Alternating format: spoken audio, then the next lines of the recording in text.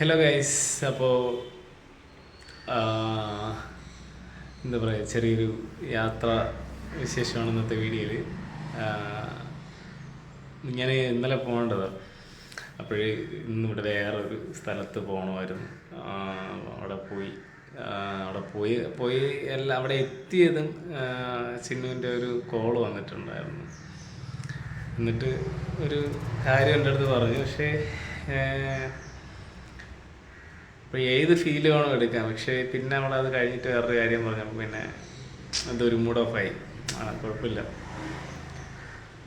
ജീവിതത്തിൽ നമ്മൾ പ്രതീക്ഷിക്കാതെയാണ് ചില കാര്യങ്ങളൊക്കെ നമ്മുടെ ലൈഫിൽ, പ്രത്യേകിച്ച് എൻ്റെ കാര്യം പറഞ്ഞാൽ മതിയല്ലോ, എൻ്റെ ലൈഫിൽ നടക്കുന്നത്.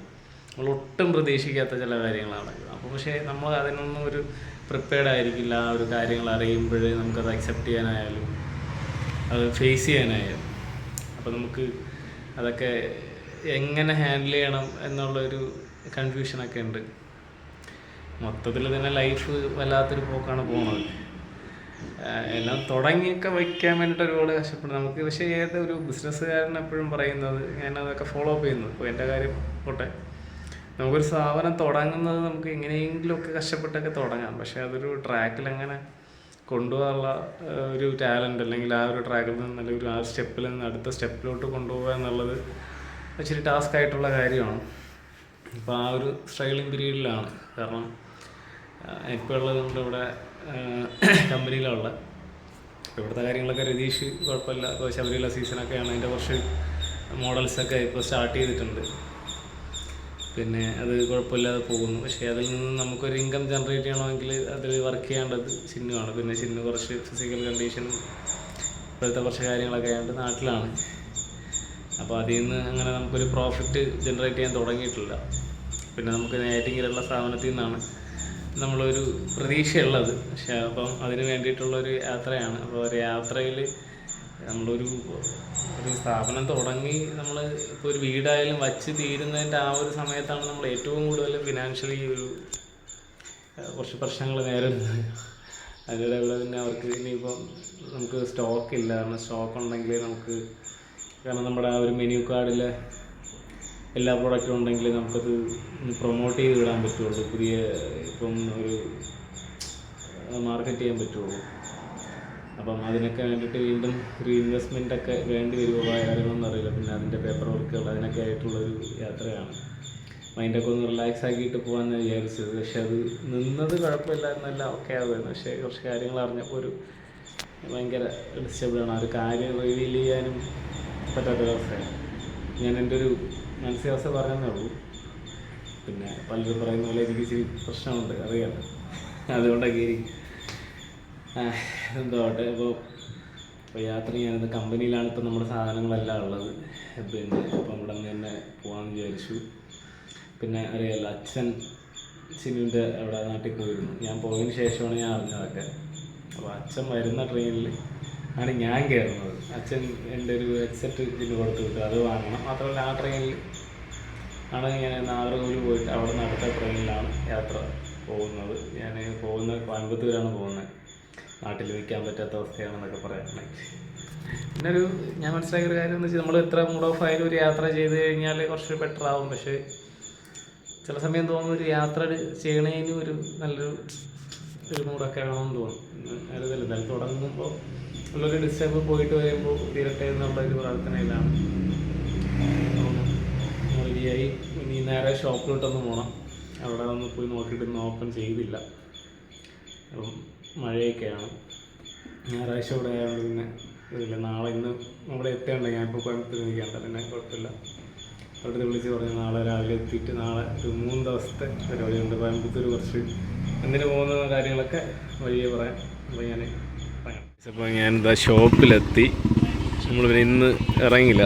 ഇന്ന് പിന്നെ ഈവനിങ് തുറക്കണമെന്ന് വിചാരിച്ചു, പിന്നെ നടന്നില്ല. ഇനിയിപ്പം നാളെ ഇനി അജിയണ്ണനും നമ്മുടെ അബിയൊക്കെ വന്ന് തുറങ്ങും. പിന്നെ വിഷ്ണു എത്തിയിട്ടുണ്ട്. വിഷ്ണു എങ്ങനെയുണ്ട് വിശേഷമൊക്കെ? വിഷ്ണു ഒരു യൂട്യൂബ് ചാനലൊക്കെ തുടങ്ങാൻ പോവാണ്. എന്താണ് ചാനലിൻ്റെ പേര്? നീ തന്നെ? നീ ഒന്ന് പാട്ട് നടത്തിയാലേ അത് കേൾക്കാൻ പറ്റുള്ളൂ. വിഷ്ണു ക്രിയേഷൻ 3.0. ഓ ശരി ശരി.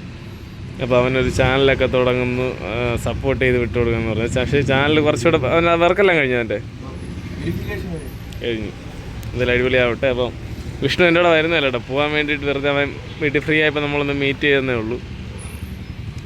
പിന്നെ എന്താണ്, പിന്നെ കുറച്ചുകൂടെ കഴിയുമ്പോഴേക്കും അച്ഛൻ എത്തുന്ന ട്രെയിനിൽ ഞാൻ നേരെ പോവും. നമ്മളിവിടെ കുറച്ച് നേരം നിൽക്കണം, എന്നിട്ട് പോകാമെന്ന് വിചാരിച്ചു. പറയാടാ ഗൈസ്, അങ്ങനെ ഞാനും ഉണ്ട്, അവനും ഉണ്ട് കേട്ടോ. അവൻ എന്നെ ഒന്ന് യാത്രയാക്കാൻ വേണ്ടി വന്നതാണ്. പക്ഷേ വന്നതും ചെറിയൊരു ജസ്റ്റ് ഒന്ന് കാല് തട്ടിയായിരുന്നു കമ്പിയിൽ, ഒന്നും പറ്റിയില്ല. അച്ഛൻ ഇപ്പോൾ എത്തും. ഞാൻ റെയിൽവേ സ്റ്റേഷനിലെത്തി. അച്ഛൻ ട്രിവാൻഡ്രത്ത് നിന്ന് വന്നുകൊണ്ടിരിക്കുകയാണ്. അപ്പോൾ അച്ഛൻ്റെ ബൈക്ക് ഞാൻ എടുത്തിട്ട് വന്നത്. അപ്പോൾ ആ താക്കോൽ അച്ഛനെ കൊടുത്തിട്ട് ഞാൻ നേരെ പോവും. അച്ഛൻ ഇങ്ങോട്ട് വരുമ്പോൾ ഞാൻ അങ്ങോട്ട്. ഇല്ലേടേ, ഈ യാത്രയിൽ പിന്നെ ചിന്നുവിനെ കാണുമെന്നുള്ള കേസൊക്കെ നമ്മൾ സർപ്രൈസായിട്ട് വെച്ചേക്കാണ്. ആണെന്ന് വെച്ചാൽ കോയമ്പത്തൂർ വരെ പോകണം. അപ്പോൾ ഇവിടുത്തെ സിറ്റുവേഷൻ എങ്ങനെയാണെന്ന് ഞാൻ അവിടെ പോയി ഒരു 2 ദിവസം കഴിയുമ്പോഴേ അറിയാൻ പറ്റുള്ളൂ. ഒന്ന് പോകണമെന്നുണ്ട്, പിള്ളേരെയൊക്കെ ഒന്ന് കാണണം. നോക്കട്ടെ, ആദ്യം ഒന്ന് പോകുന്ന കാര്യമൊക്കെ ഒന്ന് ഭംഗിയായിട്ട് നടക്കുമെന്ന് നോക്കണം.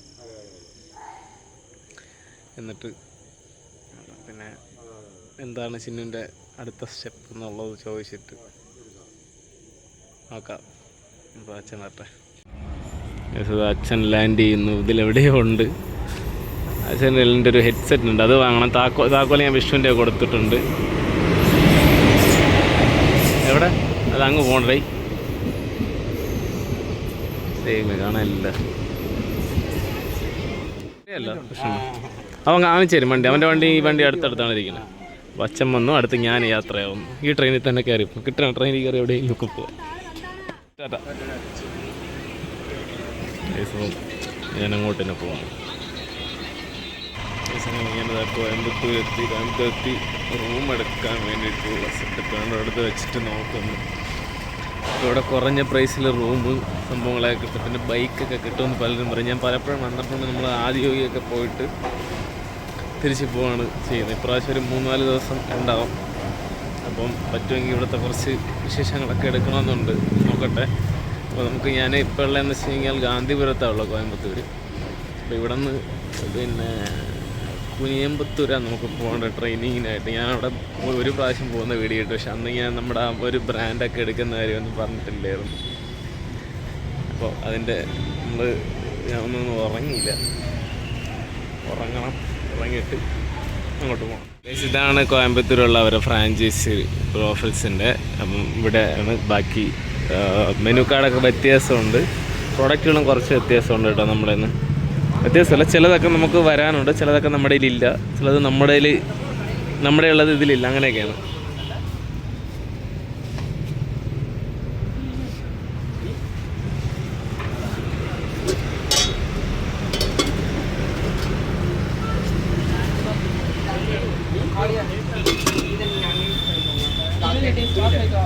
ഇതാണ്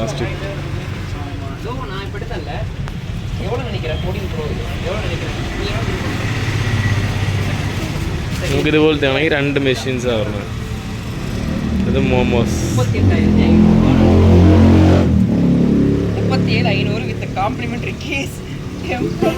With the layer of the unboxing.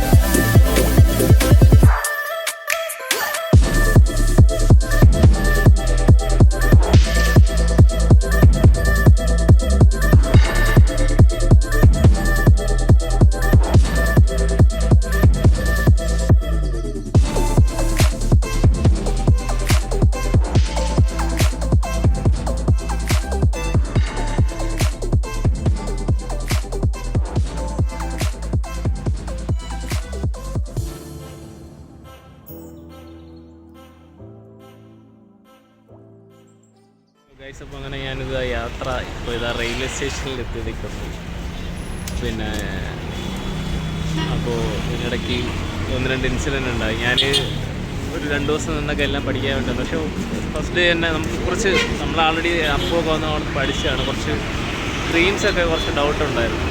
പിന്നെ പ്രൊഡക്റ്റിൻ്റെ ബാക്കി സാധനങ്ങൾ അത് അവർ നാളെ കയറ്റി വിടാമെന്ന് പറഞ്ഞു.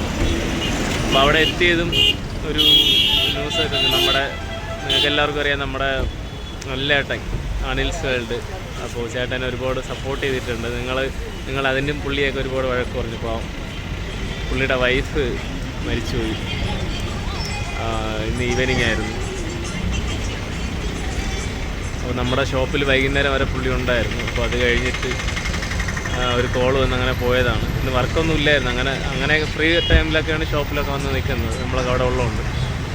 പിന്നെ ഞാനും അല്ലേട്ടനെ വേറെ ആവശ്യമായിട്ട് വിളിച്ചപ്പോഴാണ് പറഞ്ഞത് ഇങ്ങനെ വൈഫ് മരിച്ചുപോയി. പോലീസിലായിരുന്നു പുള്ളിക്കാരത്ത്. അപ്പം കാര്യം എന്താണെന്നുള്ളതും കൂടുതലായിട്ടൊന്നും ഞാൻ പറയുന്നില്ല. എന്തോ പുള്ളിയെ നമ്മൾ ഡെയിലി നമ്മളെ വീഡിയോസിലൂടെയൊക്കെ കാണുന്നതാണ്. അപ്പോൾ അതുകൊണ്ട് പറയണമെന്ന് തോന്നി. 2 കൊച്ചു കുട്ടികളൊക്കെയാണ്, പെൺകുട്ടികളാണ്, ട്വിൻസ്. അപ്പോൾ അല്ലേട്ടൻ്റെ ചാനലിലെ വീഡിയോസും കുറച്ച് ദിവസത്തേക്ക് ഉണ്ടാവില്ല. പുള്ളിയുടെ ആ ഒരു മെൻ്റലി ഇനി എന്നത്തേക്ക് ഓക്കെ ആകുമെന്ന് പറഞ്ഞുകൂടാ. ഇന്ന് ഈവനിങ്ങാണ് മരിച്ചത്. അപ്പോൾ പിന്നെ എനിക്കെന്തോ ആൾറെഡി ഞാൻ കുറച്ച് ഇഷ്യൂസിലൊക്കെ ഡെസ്പാണ്. ഇതുകൂടെ അറിഞ്ഞപ്പോൾ പിന്നെ ഒട്ടും നിൽക്കാൻ തോന്നിയില്ല. അപ്പോൾ അവരുടെ അടുത്ത് എല്ലാം പ്രോഡക്റ്റ് എഗ്രിമെൻറ്റേഴ്സൊക്കെ അവർ വാട്സപ്പ് ചെയ്ത് നമ്മളത് സൈൻ ചെയ്ത് അയച്ചു കൊടുത്താൽ എന്ന് പറഞ്ഞു. അതൊക്കെ ഏൽപ്പിച്ചിട്ട് ഞാൻ പിന്നെ ഇവിടെ പിന്നെ നിൽക്കാമെന്നില്ല. എനിക്കാണെങ്കിൽ അവിടെയും എത്താൻ പറ്റില്ല. കാരണം മാലയിട്ടേക്കാണ് ഞാൻ വന്നത്. മാലയിട്ടേക്കും പൊയ്ക്കൂടെ വന്ന് പിന്നെ ഇവിടെ നിന്ന് പെട്ടെന്ന് എത്താൻ പറ്റിയ ദൂരമല്ല. അപ്പോൾ എന്തായാലും അവിടെ നിന്ന് നമ്മൾ പിന്നെ ഷോപ്പ് ക്ലോസ് ചെയ്തു. ഞാൻ വൈകുന്നേരം തന്നെ ക്ലോസ് ചെയ്യാൻ പറഞ്ഞു. എല്ലാവരും കാര്യം അറിഞ്ഞപ്പോൾ തന്നെ നമ്മൾ അജിയൻ്റെ അടുത്ത് നിൽക്കുന്ന അബീൻ്റെ അടുത്തൊക്കെ പറഞ്ഞ് ഷോപ്പ് ക്ലോസ് ചെയ്തു. അപ്പോൾ ക്ലോസ് ചെയ്ത് അവരൊക്കെ അവിടെ ഉണ്ട്. അപ്പം ഇവിടെ നിന്ന് പറ്റുന്ന സപ്പോർട്ടൊക്കെ ഞാൻ ചെയ്തു കൊടുക്കും. പുള്ളി എങ്ങനെ ആശ്വസിപ്പിക്കണമെന്ന് പോലും അറിയില്ല. കാരണം ആ ചേച്ചി എന്ന് വെച്ചാൽ എന്നെക്കാളും എൻ്റെ സീനിയറായിട്ട് പഠിച്ചതാണ് ചേച്ചി. എന്തായാലും നോക്കാം. ശരി, എന്തായാലും അതൊക്കെ നടക്കട്ടെ. ശരി, എന്തായാലും കാണാം.